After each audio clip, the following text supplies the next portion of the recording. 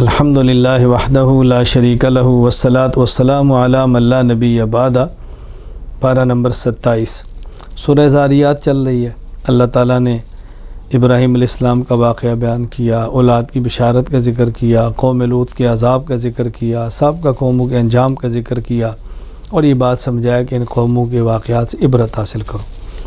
سورۃ طور والطور وکتاب مسطور، کیونکہ اللہ تعالیٰ نے طور کا ذکر کیا ہے اس لیے سورت کا نام ہی سورہ طور ہے، اور قسم اٹھا کر اللہ تعالیٰ نے احوال بیان کیے۔ قیامت کے کچھ احوال، آسمان پھٹ جائے گا، پہاڑ اڑ جائیں گے، پھر عذاب اور ثواب کا ذکر فرمایا۔ آگے مشرکین مشرکین کا ذکر کیا کہ پیغمبر پاک کو کبھی کاہن کہتے، نجومی ہے، کبھی مجنون کہتے، الیاذ باللہ پاگل ہیں۔ اللہ تعالیٰ فرمایا نہیں، ایسی بات نہیں ہے میرے پیغمبر، آپ تو داعی ہیں اور دائیوں کو ایسی باتیں سننی پڑتی ہیں۔ پھر مشرکین اللہ تعالیٰ کے لیے فرشتوں کو بیٹیاں ثابت کرتے، اس کا رد کیا ہے کہ یہ کیسے ہو سکتا ہے کہ اللہ تعالیٰ کے لیے اولاد ہو، اللہ تو اولاد سے پاک ہے، تم اپنے لیے بیٹیاں پسند نہیں کرتے، اللہ کے لیے بیٹیاں چنتے ہو، کوئی عقل سے کام لو۔ آخر میں اپنے پیغمبر کو فرمایا میرے نبی آپ بے فکر رہیں، غمزدہ نہ ہوں، فإنک بأعیننا، آپ ہماری نگرانی میں ہیں، ہم آپ کی حفاظت کرنے والے ہیں، آپ دعوت دیں، باقی بالآخر انجام بد اس کا ہے جو آپ کی بات نہیں مانتا۔ سورۃ النجم والنجم اذا ہوا، النجم ستارہ، چونکہ سورت کا آغاز ہی النجم کے لفظ سے، اس لیے سورت کا نام سورۃ النجم ہے۔ رسول اکرم صلی اللہ علیہ وسلم کی صداقت عظمت کو بیان فرمایا، اللہ اکبر، بتایا کہ پیغمبر سچ بولتے ہیں، پیغمبر سچ سوچتے ہیں، نبی ہمیشہ وحی سے بات فرماتے ہیں۔ پھر معجزہ معراج والا ذکر کیا، اللہ تعالیٰ نے معراج کے لے گئے، پیغمبر کو نشانیاں دکھائیں، کیا کچھ دکھایا وہ اللہ کے رسول جانتے ہیں، اس کا ذکر فرمایا۔ پھر مشرکین کی مذمت کی ہے، اللہ تعالیٰ نے توحید کو بیان فرمایا اور مشرکین کا رد کیا، فرأیتم اللات والعزیٰ، کیا تم لات عزیٰ منات کو خدا بنا کر پوجا کرتے ہو، یہ تمہاری ایک گھنونی تقسیم ہے، سے بچو۔ اور فرمایا رلاتا بھی اللہ ہے، ہنساتا بھی اللہ ہے، اللہ ہی ہنساتے ہیں، اللہ ہی رلاتے ہیں، اللہ ہی زندہ کرتے ہیں، اللہ ہی موت دیتے ہیں، اللہ ہی نر پیدا فرماتے ہیں، اللہ ہی میدا یہ سب اللہ کے اختیار میں ہے۔ اس لیے شرک مت کرو، مشرک مت بنو، اللہ تعالیٰ کی عبادت کرو، اللہ کو سجدہ کرو، اللہ کے سامنے گڑ گڑاؤ، اللہ ہی سے مانگو، اللہ ہی کے سامنے جھکا کرو۔ سورۃ القمر اقتربت الساعۃ وانشق القمر، چاند، چونکہ القمر کا ذکر ہے اس سورت کا نام ہی سورۃ القمر ہے۔ اللہ تعالیٰ نے مومنین کے لیے بشارتیں دی ہیں، مشرکین کے لیے وعیدیں سنائی ہیں، مومن کے اچھے انجام کو ذکر کیا ہے، مشرکین کے انجام بد کو ذکر کیا ہے۔ پھر نوح علیہ السلام کی قوم کا ذکر کیا، قوم عاد کا ذکر کیا، قوم سمود کا ذکر کیا، یہ بتانے کے لیے کہ ان کے انجام کو دیکھو، سے عبرت حاصل کرو۔ وَلَقَدْ يَسَّرْنَا الْقُرْآنَ لِلذِّكْرِ فَهَلْ مِن مُدَّكِرٍ، فرمایا قرآن آسان ہے اس شخص کے لیے جو نصیحت حاصل کرنا چاہے۔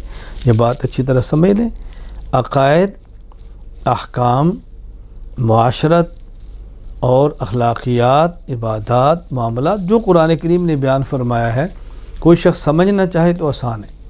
اس کا معنی یہ نہیں کہ اتنا آسان ہے کہ کسی سمجھنے کی ضرورت ہی نہیں ہے، سمجھنا تو استاد سے ہے، لیکن آپ سمجھنا چاہیں گے تو سمجھ لیں گے، اتنا مشکل نہیں کہ آپ سمجھ نہ پائیں۔ اس لیے قرآن کریم علماء سے پڑھیں، علماء سے سمجھیں، علماء سے سیکھیں اور اس پر عمل کی کوشش کرنی چاہیے۔ سورۃ الرحمن الرحمن علم القرآن، جو کہ اس سورت کا آغاز الرحمن سے ہے، سورت کا نام سورۃ الرحمن ہے۔ اللہ تعالیٰ نے کائنات میں پھیلی ہوئی کتنی نعمتوں کا ذکر فرمایا، جنت کا ذکر فرمایا، آخرت کی نعمتیں، دنیا آخرت کی بہت نعمتوں کا ذکر کیا۔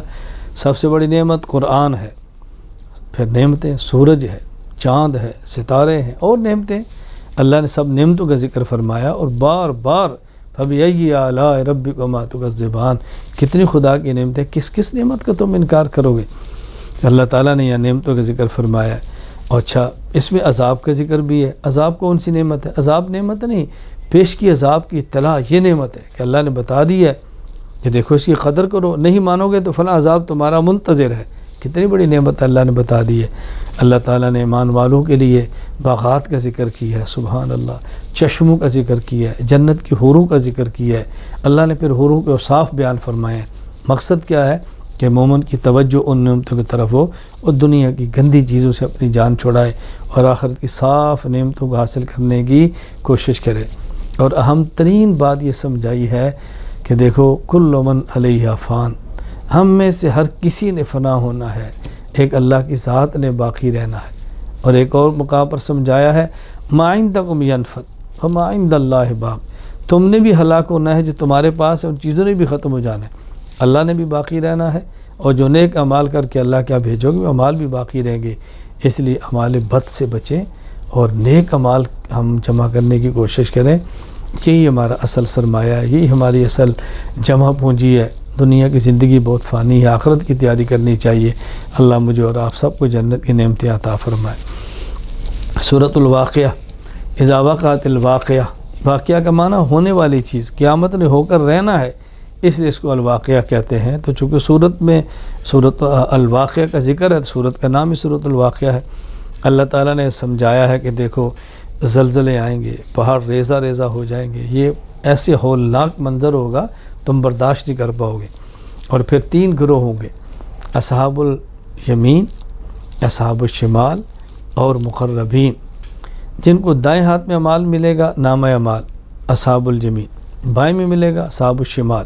اصحاب الیمین جنتی ہیں، اصحاب الشمال جہنمی ہیں۔ اور پھر اصحاب الیمین کی ایک قسم مقربین ہے، یعنی اعلیٰ درجے کے لوگ ہیں۔ اللہ تعالیٰ نے دونوں کی نعمتوں کا بھی الگ ذکر فرمایا ہے۔ اصحاب الیمین کی نعمتیں یہ بھی صدر مخضود و طلح منضود و ظل ممدود، کہ ان کے لیے بیری کے درخت ہے، وہ جنت کی بیری ہے، اپنی اللہ کی شان جیسے ایسے اس بیری کی شان ہوگی، تہ بتہ کیلے ہیں، پھل ہیں۔ اور مقربین کے لیے پھر ان سے بڑی نعمتوں کا ذکر فرمایا ہے۔ اللہ تعالیٰ ہمیں مقربین میں شامل فرمائے۔ اللہ کریم ہے، آدمی کو اللہ کی شان کے مطابق ہی اللہ سے مانگنا چاہیے۔ پھر اللہ تعالیٰ نے آفاقی دلائل بیان فرمائے، اللہ بارش برساتے ہیں، درختوں سے، تر درخت سے اللہ تعالیٰ سبز درخت سے آگ نکال دیتے ہیں، اولاد دیتے ہیں، اللہ تعالیٰ پانی تمہیں دیتے ہیں اور میٹھا پانی دیتے ہیں۔ خدا کی نعمتیں دیکھو، ان نعمتوں کو دے کر اللہ کو یاد کرو۔ اور پھر ایک یہ مسئلہ بیان فرمایا ہے، لا یمس الا المطہرون، قرآن کریم کو ہاتھ لگانے کے لیے پاک ہونا ضروری ہے۔ یہ بات اچھی طرح سمجھ لیں، حالت جنابت میں یا عورت کو ماہواری کی حالت ہو، نفاس کی حالت ہو، ان حالتوں میں قرآن پڑھنا بھی جائز نہیں، چھونا بھی جائز نہیں۔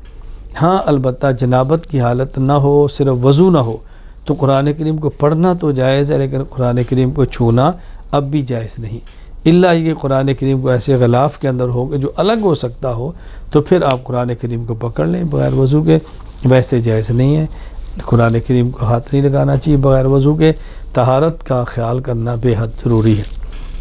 سورۃ الحدید، اس سورت میں چونکہ الحدید کا ذکر ہے، لوہا وانزلنا الحدید، اس لیے سورت کا نام ہی سورۃ الحدید ہے۔ اللہ تعالیٰ نے اس میں ترغیب دی اللہ کے راستے میں خرچ کرنے کی بہت زیادہ۔ پھر یہ بیان فرمایا کہ فتح مکہ سے پہلے جو مسلمان تھے اور فتح مکہ کے بعد والے برابر نہیں ہیں، فتح مکہ سے پہلے والے مسلمان وہ افضل ہیں ان سے جو فتح مکہ کے بعد اسلام قبول کیا ہے۔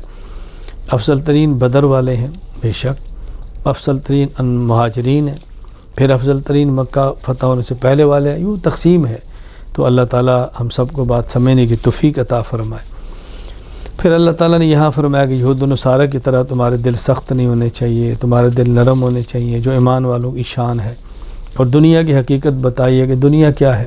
اعلم انما الحیات الدنیا لعب ولہو وزینہ وتفاخر بینکم وتکاثر فی الاموال والاولاد، یہ پہلے کھیل ہے، آدمی اب دنیا میں مست ہے، دائیں بائیں کو نہیں دیکھتا، پھر تھوڑا بڑا ہوتا ہے تماشا ہے اور دائیں بائیں کو دیکھتا ہے، پھر فرمایا کہ زینت ہے، اپنی فکر پڑ جاتی ہے، اس کے بعد فرمایا کہ فخر ہے، کبر ہے، جوانی ہے، اس کے بعد بڑھاپا ہے، میرا مال کتنا ہے، میری اولاد کتنی ہے، یہی فکریں پڑی ہوتی ہیں، اپنی ذات کی فکر بھی نہیں رہتی، نہ کھیل سے غرض، نہ تماشے سے غرض، نہ جوانی کے جنون رہ جاتے ہیں، بس حرص۔ فرمایا یہ ایک دنیا کی حقیقت ہے، اس کے بعد یہ جنت ہے یا جہنم ہے، تم جنت کی فکر کرو اور جہنم سے بچو۔ پھر لوہے کا ذکر فرمایا، لوہے کی حکمت بیان فرمائی کہ ہم نے لوہے کو پیدا کیا ہے اور لوہے کی پیدائش کی بنیادی مقصد جنگ اور جہاد ہے۔ ہاں دیگر ضرورتیں بھی ہیں جو تم پوری کرتے ہو، وہ بھی منافع ہیں، اصل اس کی جو منفعت ہے فی باس شدید وہ جہاد ہے، باقی اور منافع بھی لوہے سے ہیں جیسے ہم حاصل کر رہے ہیں۔ آخر میں مومنین کے لیے فرمایا کہ اللہ تعالیٰ ایمان والوں کو اجر ہی اجر عطا فرماتے ہیں، ہر حالت میں خدا اجر دیتے ہیں۔ اللہ تعالیٰ ہمیں کامل ایمان والا بنائے، ایمان والوں کی صفات عطا فرمائے۔ وآخر دعوانا الحمد للہ رب العالمین۔